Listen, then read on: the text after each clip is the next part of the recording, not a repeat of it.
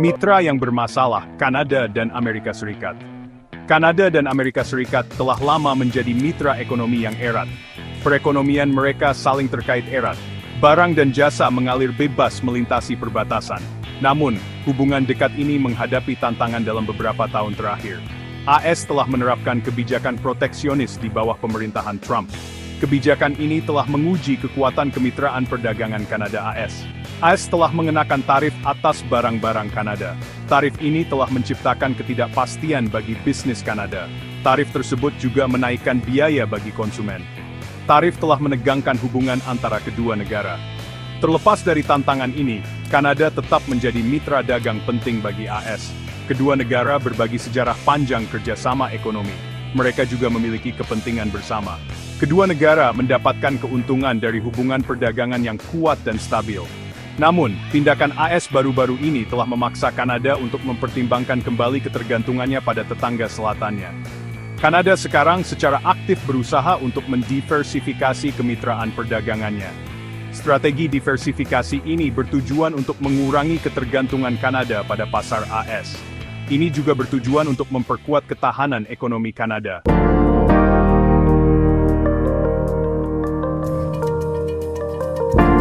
Badai tarif, dampak dan tanggapan. Tarif yang dikenakan oleh AS telah berdampak signifikan pada ekonomi Kanada. Bisnis Kanada menghadapi biaya yang lebih tinggi. Mereka juga menghadapi akses yang berkurang ke pasar AS.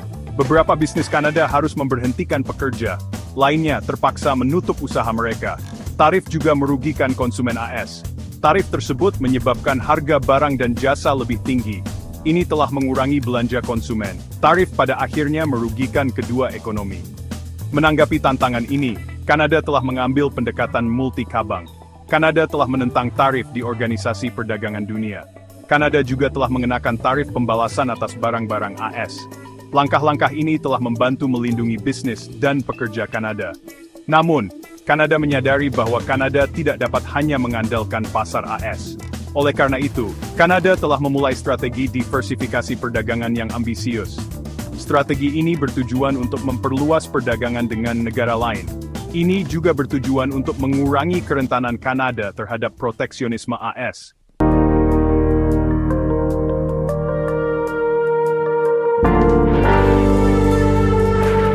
Melihat melintasi Atlantik Uni Eropa sebagai mitra utama. Uni Eropa atau UE adalah fokus utama dari upaya diversifikasi perdagangan Kanada. UE adalah pasar yang besar dan makmur.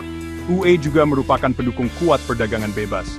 Kanada dan UE memiliki sejarah panjang kerjasama ekonomi. Kerjasama ini diwujudkan dalam Perjanjian Ekonomi dan Perdagangan Komprehensif yang dikenal sebagai CETA. CETA adalah perjanjian perdagangan bebas antara Kanada dan UE. Perjanjian ini mulai berlaku pada tahun 2017. CETA telah menghapuskan tarif atas sebagian besar barang yang diperdagangkan antara Kanada dan UE.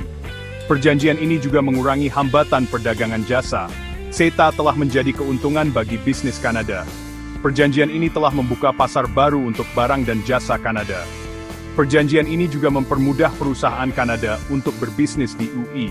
CETA telah membantu mendiversifikasi perdagangan Kanada dan mengurangi ketergantungannya pasar AS.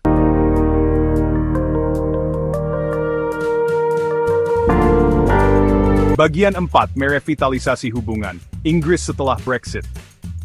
Keluarnya Inggris dari UE, yang dikenal sebagai Brexit, menghadirkan tantangan dan peluang bagi Kanada.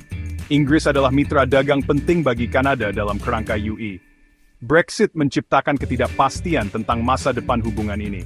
Namun Kanada bergerak cepat untuk mengamankan hubungan ekonominya dengan Inggris. Kanada dan Inggris menandatangani perjanjian perdagangan bebas baru pada tahun 2020.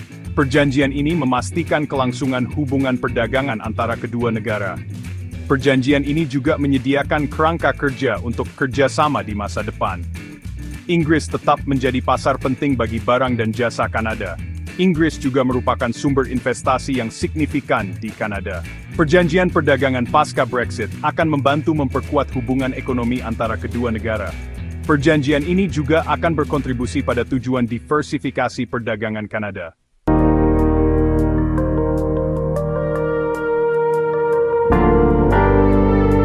Bagian 5, Chanzuk, sebuah visi persatuan atau mimpi yang jauh.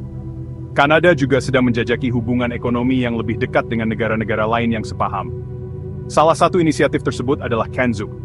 CANZUK adalah singkatan dari Kanada, Australia, Selandia Baru, dan Inggris. Keempat negara ini berbagi ikatan sejarah, budaya, dan bahasa. CANZUK mengusulkan integrasi ekonomi yang lebih dekat antara negara-negara ini. Integrasi ini dapat mengambil berbagai bentuk. Integrasi ini dapat melibatkan perjanjian perdagangan bebas.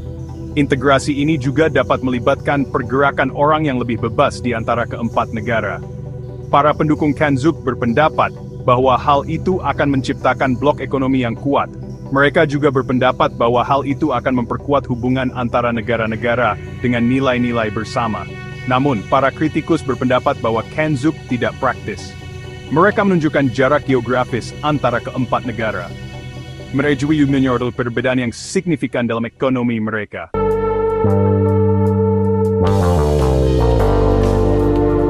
Bagian 6. Menavigasi tantangan CANZUK. Proposal CANZUK menghadapi rintangan yang signifikan. Salah satu tantangan utama adalah jarak geografis antara keempat negara. Jarak ini akan membuat sulit dan mahal untuk mengangkut barang dan orang. Jarak ini juga akan mempersulit upaya untuk menyelaraskan peraturan dan standar. Tantangan lainnya adalah keragaman ekonomi keempat negara. Kanada, Australia, dan Selandia Baru adalah pengekspor komoditas. Inggris, di sisi lain, memiliki ekonomi yang lebih beragam.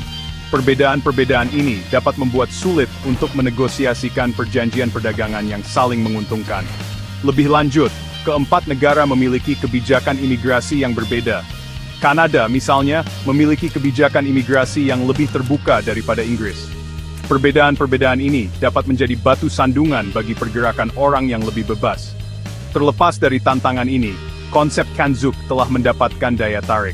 Para pendukung berpendapat bahwa hal itu dapat memberikan penyeimbang terhadap kekuatan ekonomi Tiongkok yang semakin besar. Mereka juga percaya bahwa hal itu dapat memperkuat hubungan antara negara-negara dengan nilai-nilai bersama.